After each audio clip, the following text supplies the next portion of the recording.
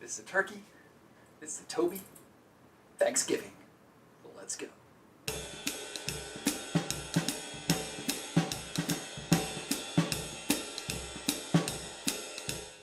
All right, so you're gonna get that turkey out Thursday morning. You're gonna put it in the sink. You're gonna open it. And you're gonna let it come up to temperature for a couple hours before you prep it and get it in the oven.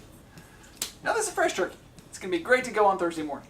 If you have a frozen turkey, you need to start thawing it by Sunday, because if you get to Thursday and your turkey is frozen and it's rock solid, the only thing for you to do is get on the phone and make reservations, because you are not having turkey today. All right, so what you're gonna need to do, you're gonna take those giblets out, you're gonna put them in the oven, and your oven's over there.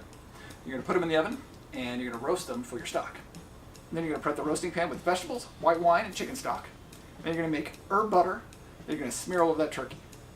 Let's do this. All right, you're gonna get celery, carrots, garlic, leeks, onions, rosemary, sage, thyme.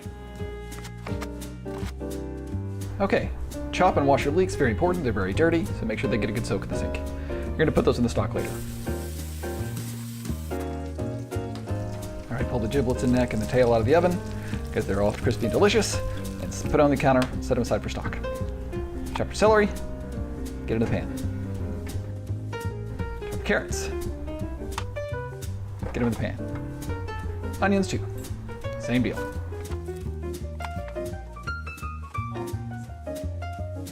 Get them in the pan. A little garlic, some white wine. Make sure you open it, of course.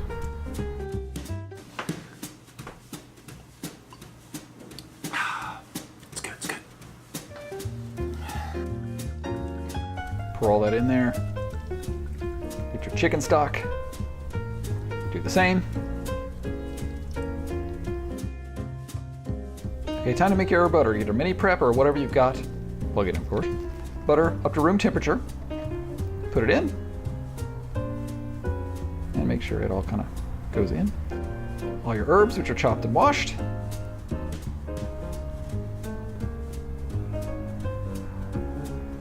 Kosher salt. A little cracked pepper. Parsley flakes, because I forgot to get fresh parsley on this day. Oops. All right, let it do its thing. You can actually do this the day before, and it'll keep in the fridge, and you can just take it out early in the morning when you get up, and then it'll come up to room temperature before you put it on the turkey. Okay, so you got the herb butter. It's all ready to go.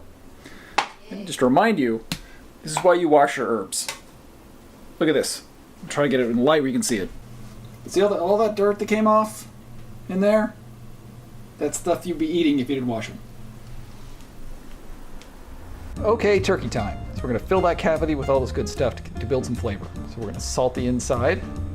Then we've got oranges, garlic, celery tops, and some onion. You can put anything you want, like lemons, whatever. But fill that turkey up, let's go.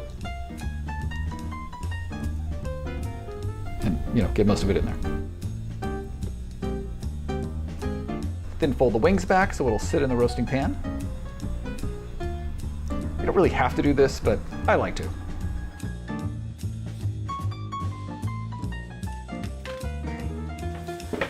Wife saves the day. Couldn't find the thermometer. That's next.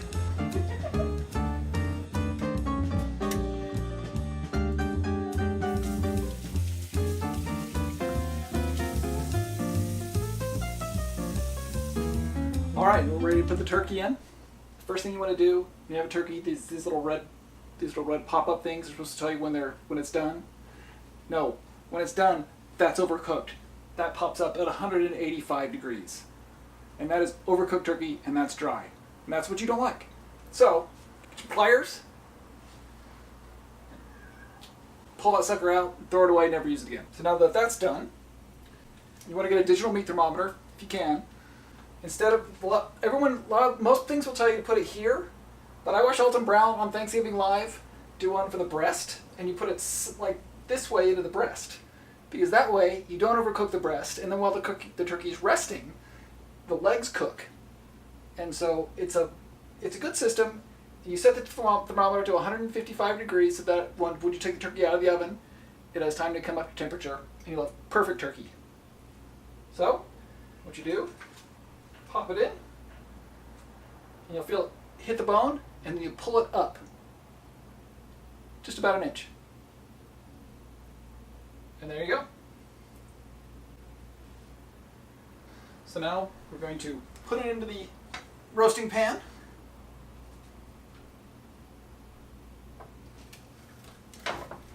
Right on top of our vegetables. Our butter time. So get in there.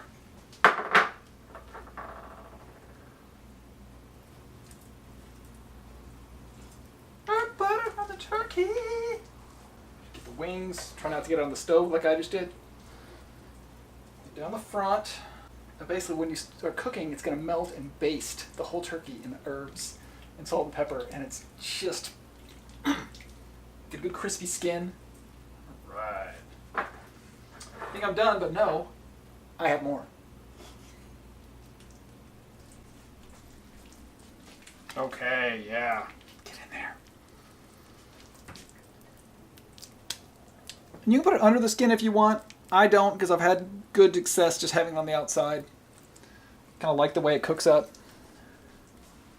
Alright. If you want to make more or butter than the turkey takes, you can save some for later, put it on bread.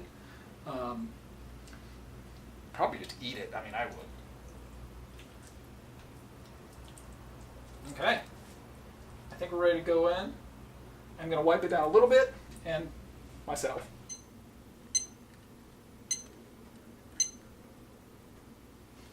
Okay, so the temperature's set. Open up our oven, 450 degrees, 30 minutes.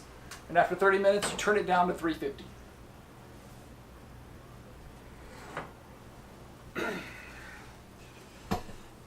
Turkey's too tall. Move your racks down. Pretty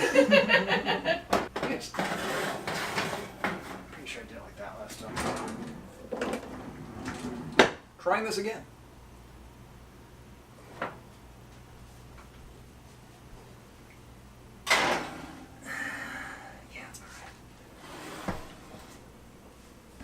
All right.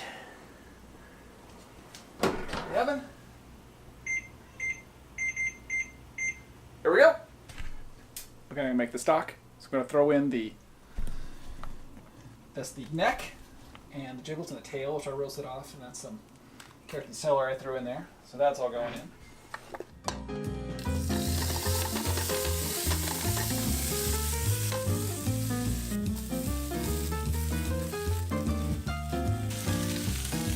Garlic.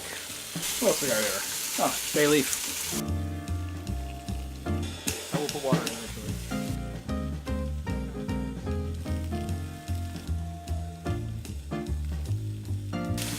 And then I just pour the water in, just fill the pot.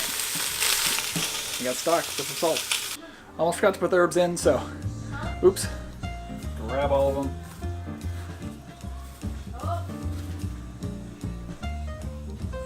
Rosemary, sage, and thyme. Right in. Give a nice stir, get things going in there. 16 cups of water. I may put in 4 more as it's cooking.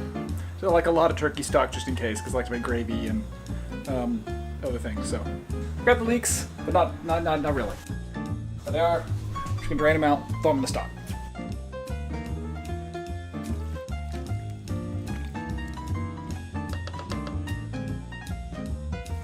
All right, cook that off for at least an hour, and then you're in business.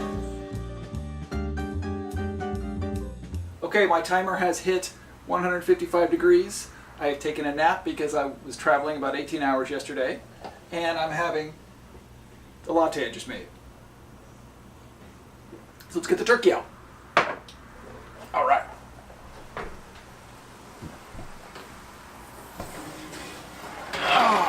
Okay. Look at that. Great crispiness on the skin. Herbs get a little singed, but it doesn't bother me.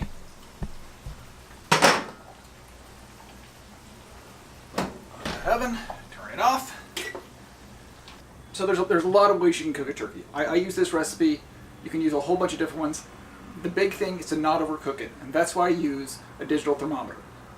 You take it out at 155, and you let it rest about an hour, and it'll come up to the 165, which is perfect temperature for turkey. You go over that, that's why you get dry turkey, and that's where maybe you've been at a Thanksgiving and you're like, I need more gravy.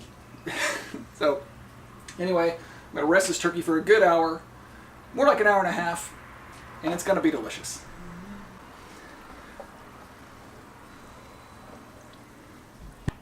So a quick note about gravy.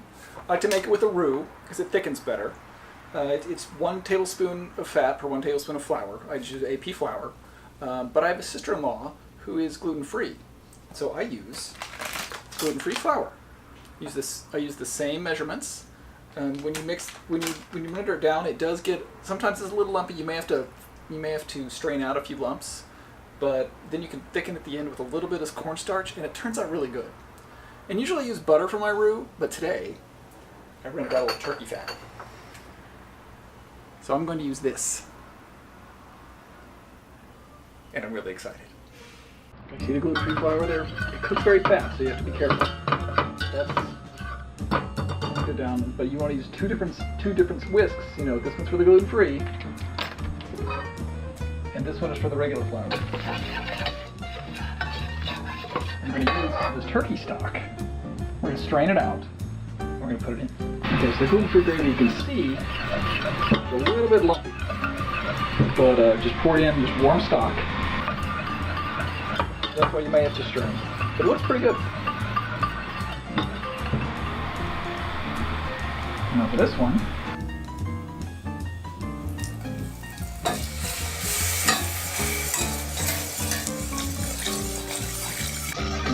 those lumps will start to break apart. Alright, be sure to whisk your gravy and pour in that hot stock. Make sure the stock is warm at least. And it'll take a little bit for it to thicken up, but it will. Just add a little bits at a time.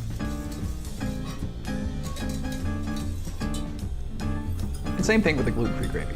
The principle's the same. You just have to do a little more futzing with the gluten-free, but it's not that bad. All right, the turkey is rested. We are ready to carve and to eat this awesome Thanksgiving dinner. So it's carved down one side of the breast.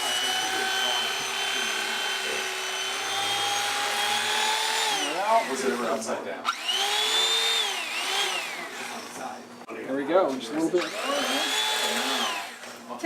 Hey Trev, tell them who gave us this knife. I got this electric knife from my grandpa, Grandpa Blue. Yep. And I've used it as much as I use any wedding gift. Mm-hmm. And so he's not with us anymore, but thanks, Grandpa Blue. Thanks, Grandpa Blue. If you're getting somebody a wedding gift, it's a great wedding gift. It is.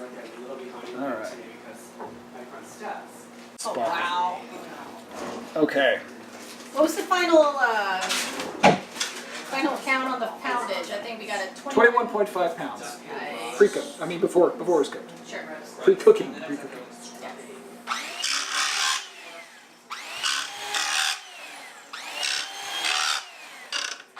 And you see it's rested, it's perfectly cooked. Yep. It's basically been done for 2 hours and it's still hot. Yep. So remember, you rest the turkey and it'll stay hot. Sorry about the sound in there, huh? Okay. All right. Hey, if you like this video, hit the like button. Subscribe if you're not subscribed already. Hit that notification bell because more videos are coming. And happy Thanksgiving, everybody. Bye.